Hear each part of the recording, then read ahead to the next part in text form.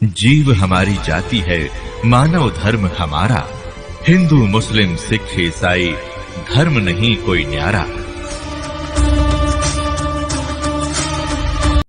सौभाग्य आपका, आपको ये अमृत ज्ञान सुनने को और देखने को मिल रहा है।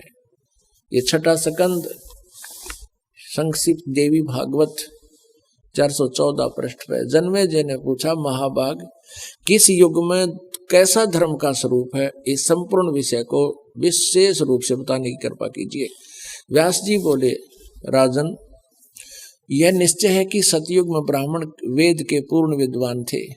देखिए व्यास जी कह रहे हैं कि सतयुग में ब्राह्मण वेद के पूर्ण विद्वान थे और उनके द्वारा निरंतर भगवती जगदम्बा यानी देवी का, दुर्गा की आराधना होती थी। भगवती का दर्शन करने के लिए उनका मन सदा ललायित रहता था। प्रत्येक गांव में शक्ति का मंदिर उद्घाटन हो, इस विषय की उनके मन में बड़ी उत्सुकता रहती थी। देवी की पूजा करा करते वेद के विद्वान है तेरा गजब है। अरे ये सतयुग में ये मंदिर का लठी कटवाए नकली ब्राह्मणा ने, ये काम बिगाड़ रखा सारा, अपने स्वार्थ बस अपने चेले बिठा दिए, उन्हें पूजा लागी, इनकी मौज माच की। प्रत्येक गांव में शक्ति का मंदिर हो।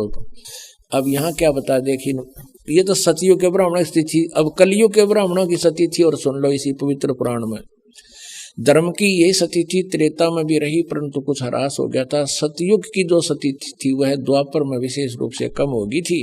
राजन उन प्राचीन युगों में यानी सतयुग, त्रेता, द्वापर में जो राक्षस समझे जाते थे वे कली में ब्राह्मण माने जाते हैं कलयुग में, क्योंकि अब के ब्राह्मण प्राय पाखंड करने में तत्पर रहते हैं। दूसरों को ठगना, झूठ बोलना और वैदिक धर्म कर्म से अलग रहना कलयुगी ब्राह्मणों का स्वाभाविक गुण बन गया है। पुण्यात्माओं,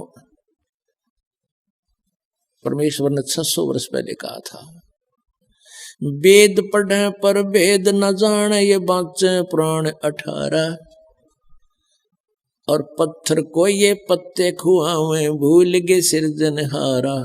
वेद पढ़ने भेद नहीं जाने, और ये बाँचे पुराण 18। और कह का पता नहीं, लेकिन पुराणों में क्या लिखा हुआ है।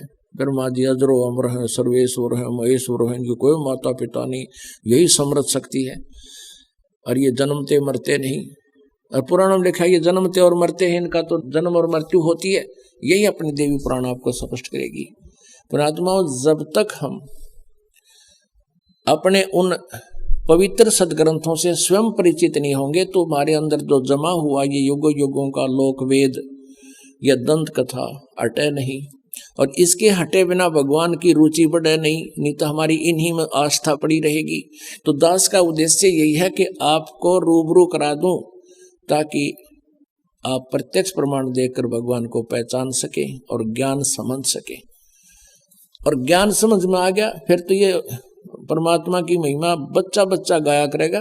और कोई भी नो कहेगा कबीर इज गॉड, अब तेनों का छोड़ किसने कबीर गॉड बना दिया, देख लो भाई, सुन लो, उस कबीर दानक न भगवान बतावे। यानी 1000 लाख करोड़ आदमी ये कहने वाले मिलेंगे। और फिर क्या होगा, एक भी विरोध करनिया नहीं होगा। वो न्यू कहेंगे कि हाँ भाई भगवान कबीर इज गॉड।